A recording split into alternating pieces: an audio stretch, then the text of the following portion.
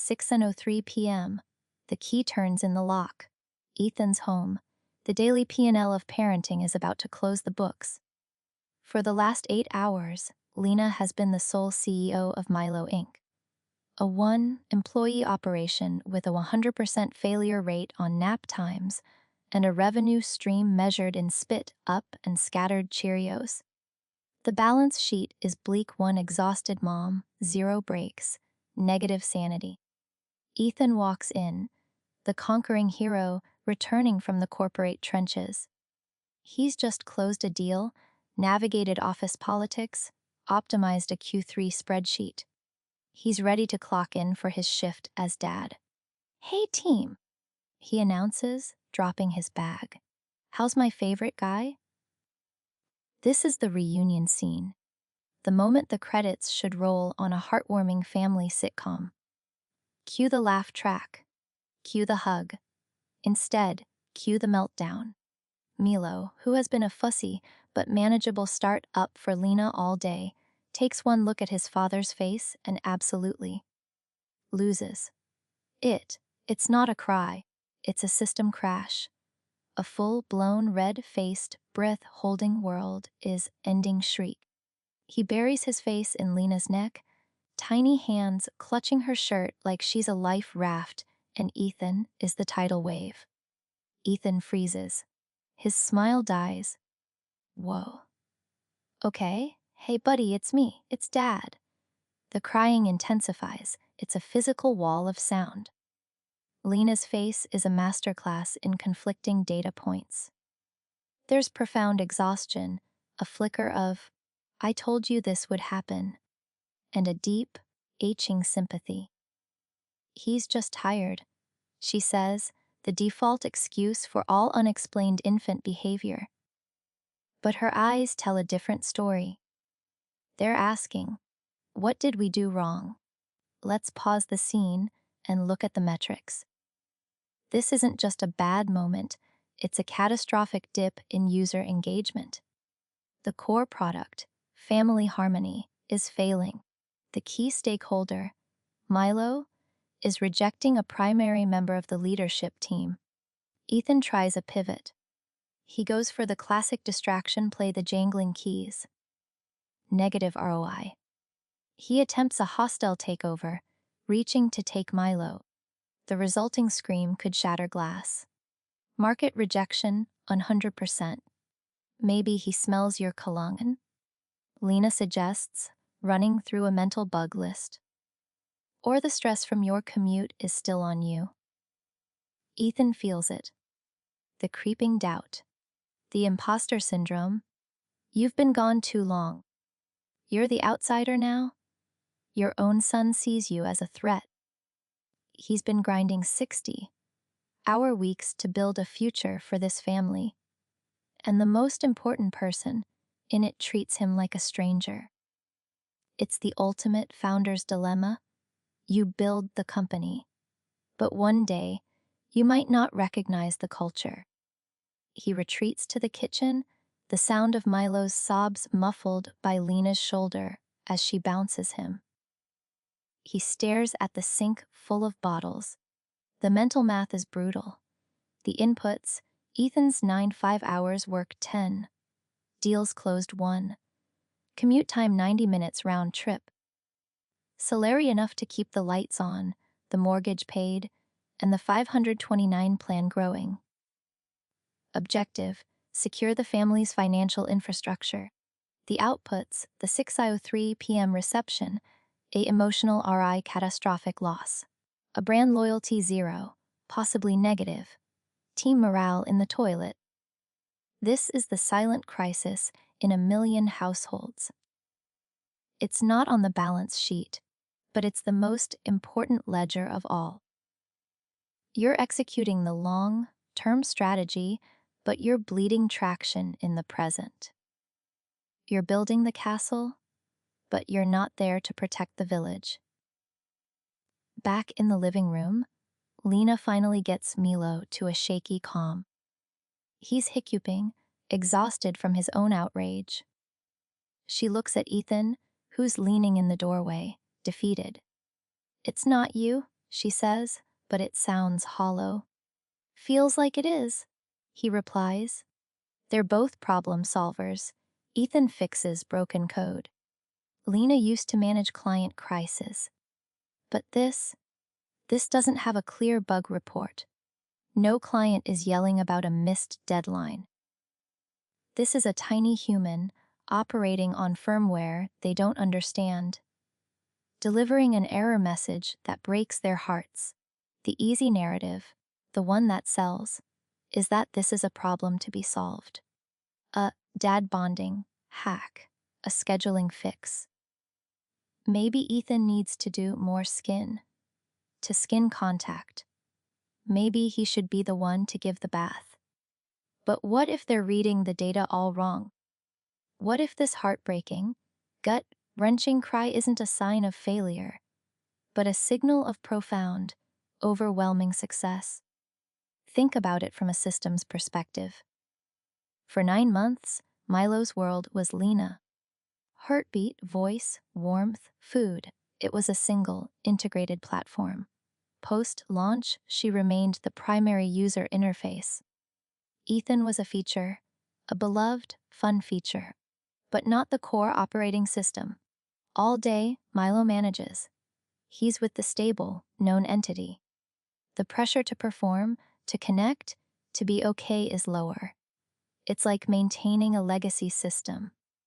It works, even if it's not perfect.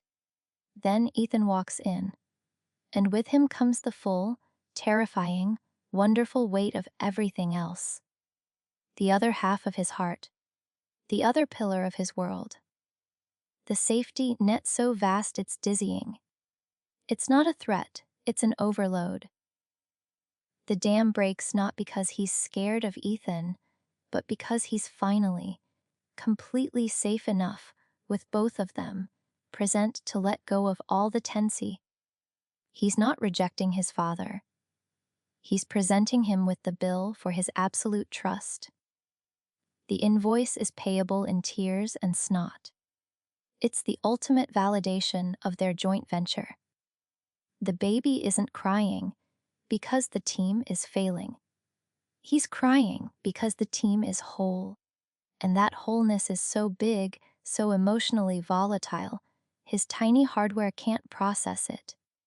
It's a system reboot. But in that moment, standing in the wreckage of what was supposed to be a happy reunion, Ethan and Lina can't see that. All they see is the red ink, the negative feedback, the product screaming in terror at one of its creators. The question hanging in the air between them isn't just, why is he crying? It's the deeper, more terrifying business question every founder faces when the data seems to contradict the vision. Have we fundamentally misunderstood? Okay, let's cut to the chase. You think this is a parenting problem? Wrong. This is a classic case of misreading your core metrics. Ethan and Lina are staring at a screaming baby and seeing a failed product launch. But the data tells a different story, a much weirder, more brilliant one. We need to rewind the tape. 1958. A psychologist named John Bowlby drops a theory bomb. He calls it attachment theory. The POV is simple: a baby's early relationships are the operating system for every piece of software they'll ever run. Trust, love, security, it's the foundational code. Mess with it, and the whole system is buggy for life. Fast forward to the 1970s. Bowlby's colleague, Mary Ainsworth, needs to test this in the wild. So she designs the ultimate stress test for toddler firmware. She calls it the strange situation. It's brutal. It's genius. It's reality TV before reality TV existed. Here's the episode breakdown 1. Act I: mom and baby enter a neutral playroom. Baseline established. 2. Act T: a stranger enters. Tension rises. 3. Act Li: mom exits. Baby is alone with the stranger. This is the crisis moment.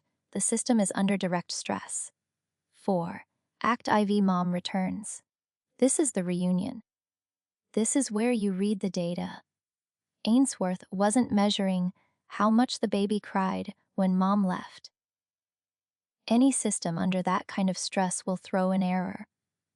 She was measuring what happened when the primary user interface, the mom, came back online, and she found 3 distinct response patterns, 3 types of attachment. Avoidant attachment, mom returns. Baby ignores her, plays with a toy. System response, shut down. Emotion, X not found. This is the kid who learned that needing someone is a liability. In startup terms, this is a team that's been burned by investors so many times they've stopped asking for help. They're building in a silo. Anxious attachment, mom returns.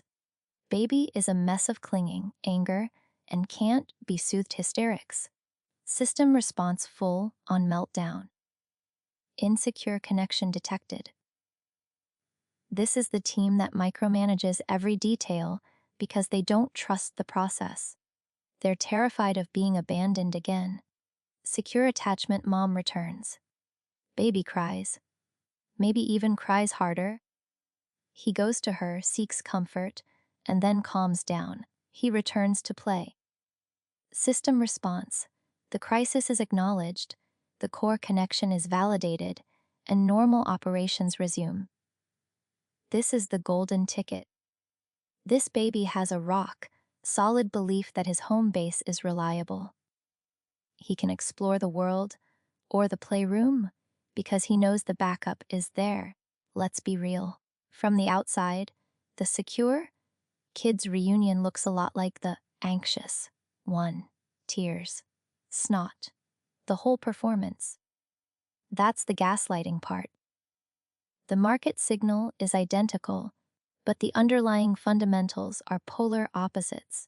So, what's Milo's POV in the strange situation experiment of his living room? All day with Lina is Act I and Tilu. Stable, known variables. Then Ethan walks in. That's not a stranger. That's the other founder, the other critical piece of the infrastructure. His arrival triggers the emotional equivalent of a system audit. Is the whole network secure? Are both servers online? The dam breaks. The tears come. Not because one server is failing, but because the entire system is now fully, overwhelmingly present. It's the stress test passed with flying colors. He's presenting the invoice for his absolute trust, and it's payable in liquid currency. Think of it like this. You're a junior employee, holding it together all day while the CEO is out. You're managing. Then the CEO and the legendary founder walk in together. The weight of their combined attention, their expectation, their belief in the company, it's overwhelming. You might choke up. It's not fear. It's the pressure of their total faith. That's Milo. His tiny startup, his emotional world, just got a visit from both board members at once. The valuation just went through the roof. It's a lot to process. This isn't a bug.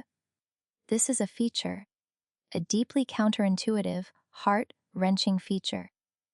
The very behavior that makes Ethan feel like a failed dad is the clinical signature of a wildly successful one. He's not the problem. He's the other half of the solution so effective. It causes a temporary system overload. The real magic, the chemical pivot, happens in the silent boardroom of Milo's brain the second Ethan or Lina walks through the door. The moment Ethan walks through that door, the chemical boardroom in Milo's brain goes into emergency session. It's not a meltdown, it's a merger. Think of it like this. You're a startup founder. You've been grinding solo for 18 hours straight, holding the whole operation together with duct tape and caffeine.